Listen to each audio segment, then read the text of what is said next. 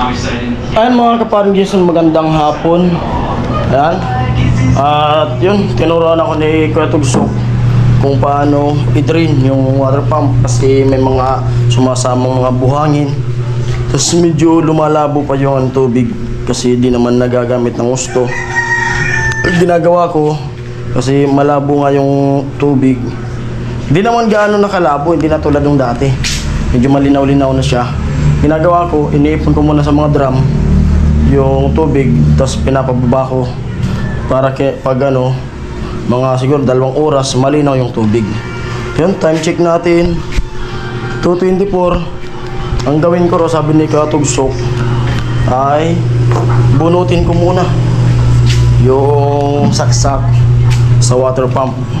Ito yung main nya, yung saksak, bunutin ko raw muna. Tapos buksan yung ano, buksan ko yung gripo para yung pressure maubos muna.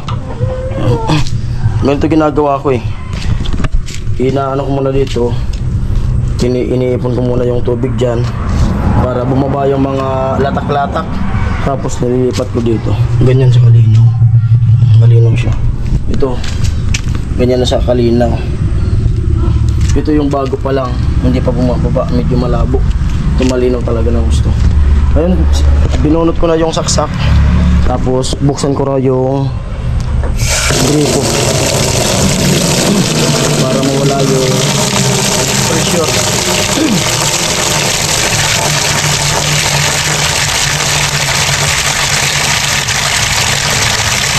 Ayun, tubig na.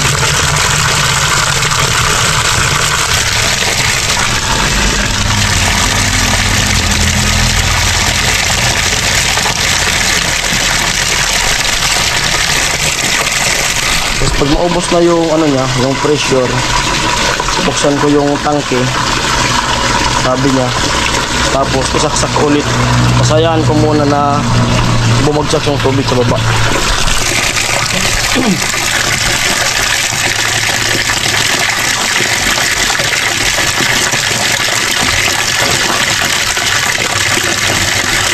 Hindi na ubos yung pressure.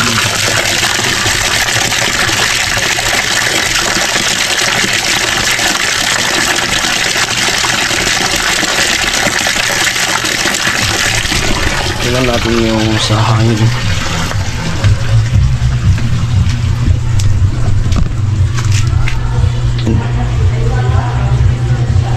Bumababa na siya.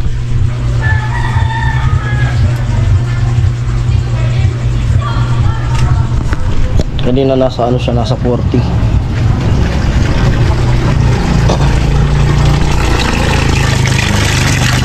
Ganyan nga, malinaw. Hindi pa gaano malinaw na tulad dito na pinababaan, talagang malinaw.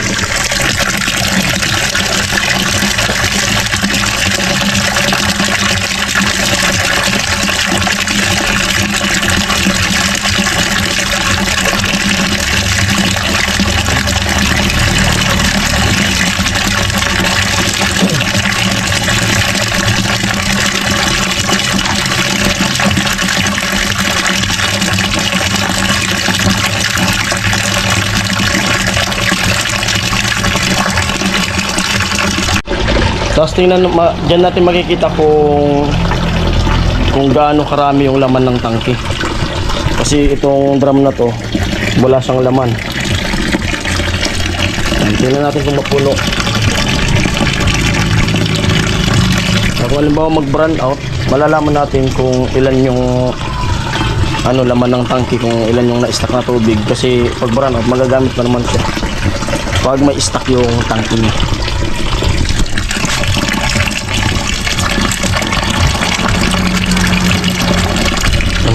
Ano, maglalaba kasi ko. Laban ko muna yung mga ano dito kasi basket yung ulo ng asawa ko. Nandun siya sa tindahan. Kanina nga pagdating ko natulog. Tapos yung sana kayo kung hindi tayo nakapag-jamming dun sa kanila na yung pa-food trip ni Ate Milo din. Kasi siyempre may inaasikaso rin ako dito sa bahay. Ayaw ko rin na yung na gano'n nag-i-enjoy tayo doon tapos dito pala masakit yung ulo ng asawa ko. Pasensya na po kayo. Yun, ating Melody, pasensya na po.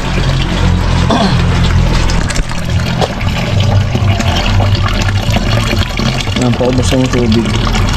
Hindi pala mapupuno yung drum. Ganyan lang sa paraan. Kalahati. Ganyan po lang liters na yan. Yung sa tansya ko, 2 balde pala yung laman ng laman ng tangke. Tingnan ko mamaya pagbukas kung may tubig pang lumabas.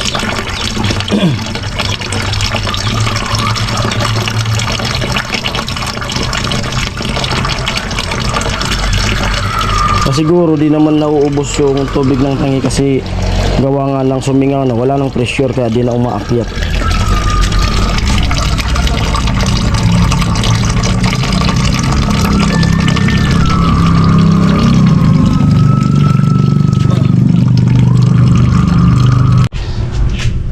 Ayan na yung naipon na tubig.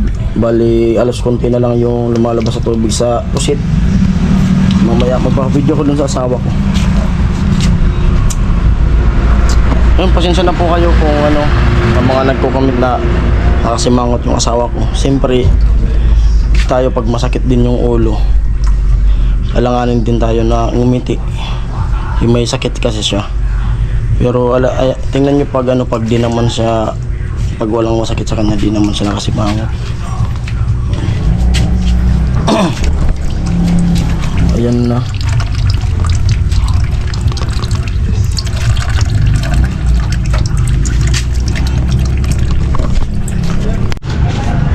Ayan, at bubuksan ko na yung tangke.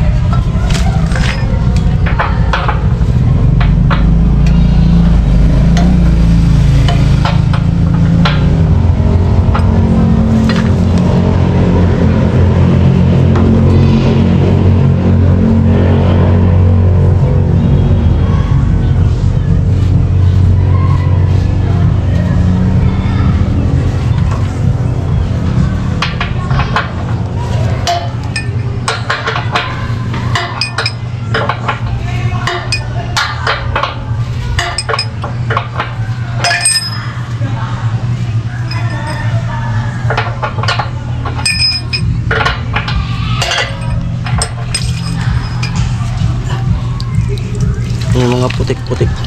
Sige na! Saksak muna! Hili! Saksak! Hili! Saksak!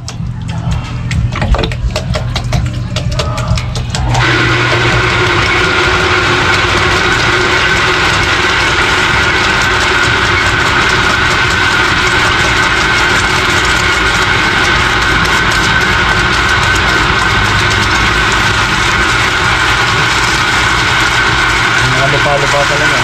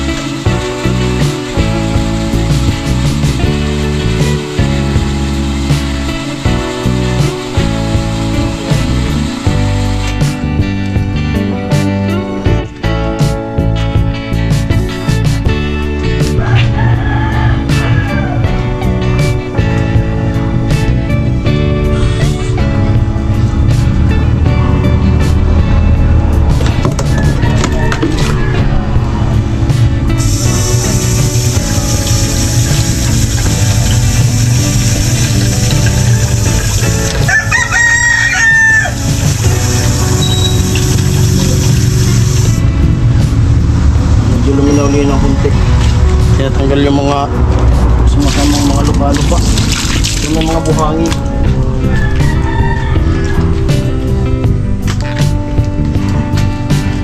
Ilipat ko muna to.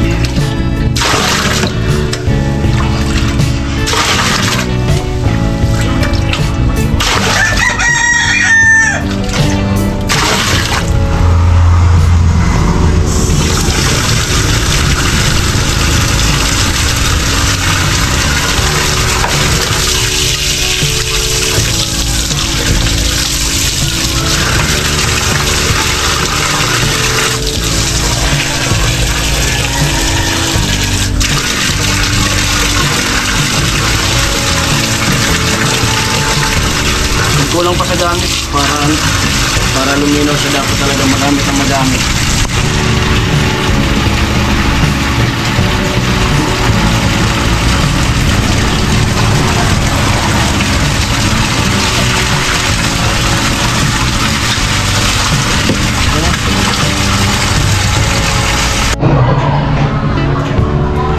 Ayun, ayusin ko itong kulong-kulong ko para magamit pag namimili dyan sa tindahan. Kasi magpipiesta na, magagamit to. Ano naman na kabros.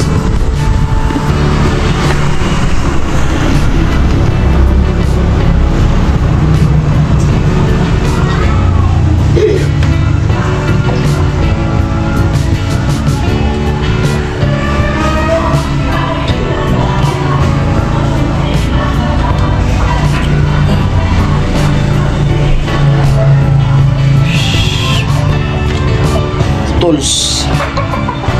Ayusin natin to.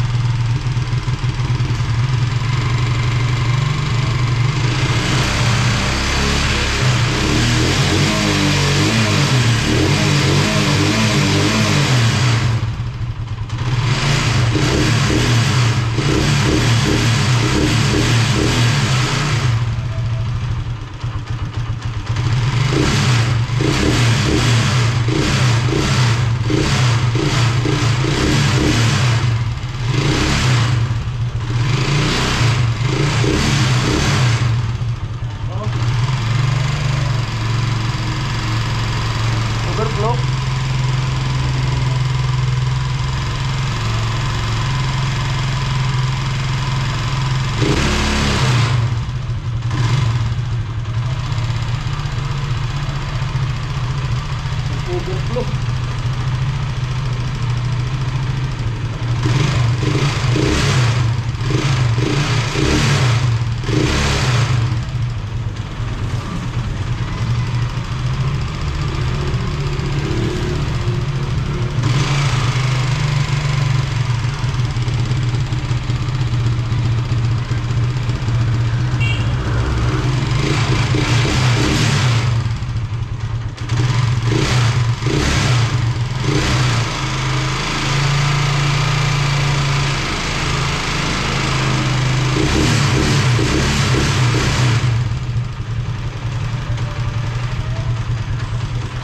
Yan, painit mo ng makina. Palitan ko rin tong handle.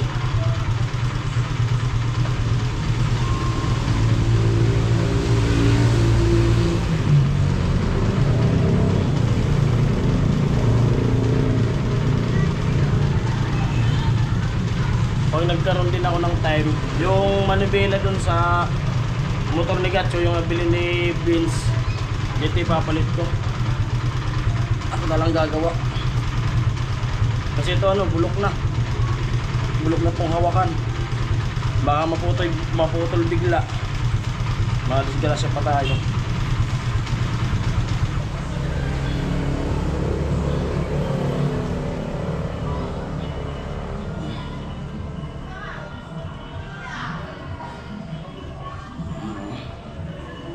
Mga ano na, sira-sira na.